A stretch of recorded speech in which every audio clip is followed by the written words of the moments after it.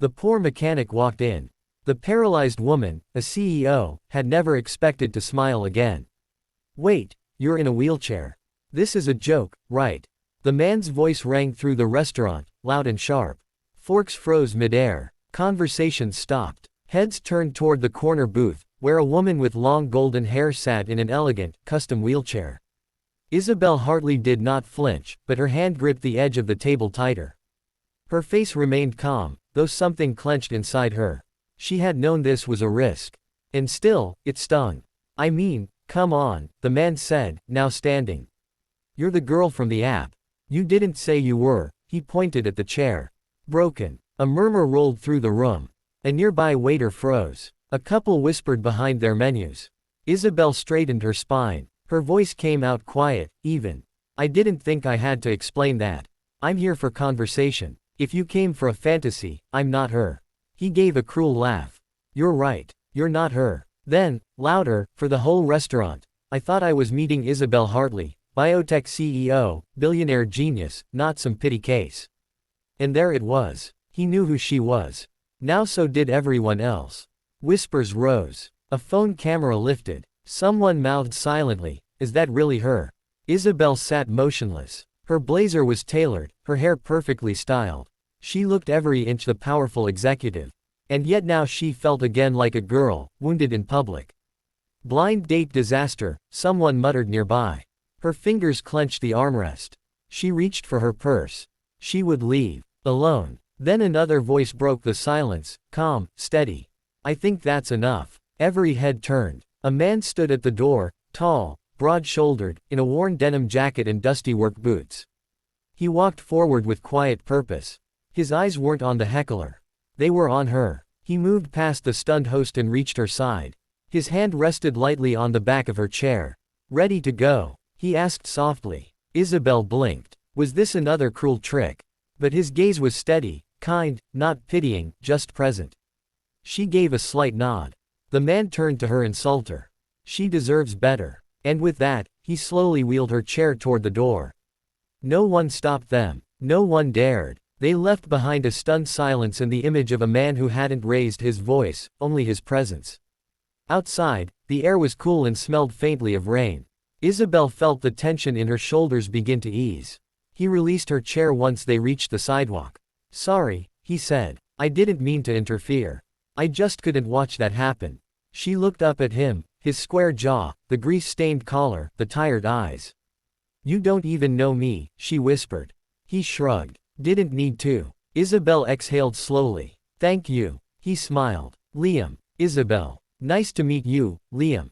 Despite everything, a soft, surprised laugh escaped her. Likewise. They stood in silence for a moment. Only the city's sounds and her heartbeat, returning to normal. I didn't get to eat, she admitted. Skipped lunch for, well, that. Liam glanced back at the restaurant. Doesn't look like you missed much. Then, after a pause, there's a food truck nearby. Nothing fancy, but their grilled cheese is legendary. She hesitated, then nodded. He grinned. Let's go. And for the first time in a long time, Isabel followed someone not out of fear or obligation, but by choice. Because sometimes healing begins with catastrophe. And sometimes the right person walks in exactly when the world walks out. The evening breeze carried the scent of rain-soaked asphalt. Isabel rolled slowly down the quiet street. Liam walked beside her, hands in his jacket pockets.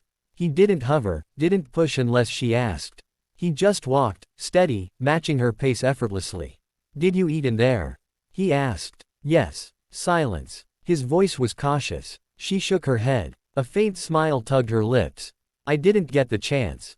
He chuckled. I thought so. There's a street vendor a few blocks down.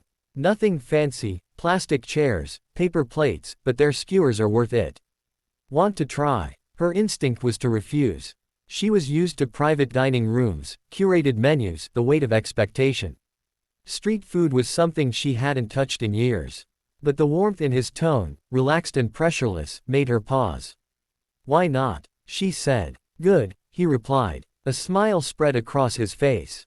Because I was headed there anyway. They turned the corner and found the modest food stall, lit with strings of yellow bulbs. The air was thick with garlic, soy sauce, and sizzling meat. Families sat on mismatched stools. Laughter and clinking bottles filled the night. Isabel felt oddly out of place, and yet strangely at ease. Liam ordered for both, 2 skewers, fried dumplings, and a bottle of soda water. When the plates arrived, the waiter leaned awkwardly, and a strip of thick sauce slid from a skewer, splattering onto Isabel's shoe and ankle. She froze. Heat rushed to her face. This was exactly the sort of mishap she feared, the kind that magnified her chair, her difference, her inability to move quickly. She braced herself for apologies, pity, and uncomfortable silence. Instead, Liam calmly pulled a folded rag from his jacket pocket, the kind a mechanic might always carry. "Hold on," he murmured. Before she could protest, he crouched beside her. With light, unhurried movements, he wiped the sauce from her shoe. Then, as if it were the most natural thing in the world, he gently lifted her foot with both hands and placed it back on her chair's footrest. No hesitation, no pity. Just care. Respect. Isabel caught her breath. No one had touched her like that since before the accident. Every gesture from others had been heavy with awkwardness or dripping with condescension. But Liam's touch was different, confident, practical, kind. Her eyes stung unexpectedly. She blinked fast, chasing the tears away. "There," he said, straightening. "Good as new." She opened her mouth, then closed it, unsure what words could carry the weight of her gratitude. "Thank you," she finally whispered. He shrugged lightly. "It's just sauce." "No," she said, her voice firmer this time. "It's not." Their eyes met across the small table.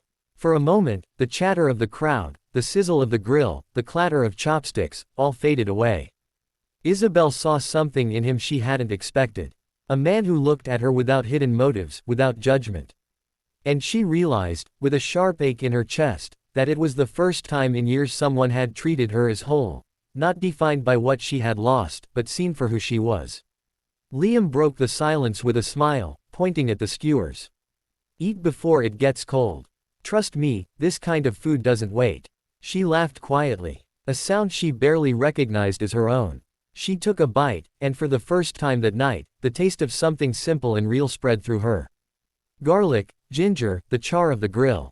It wasn't just food. It was freedom. And sitting under yellow string lights across from a grease-handed mechanic, Isabel Hartley, CEO, heiress, survivor, felt something she hadn't in years.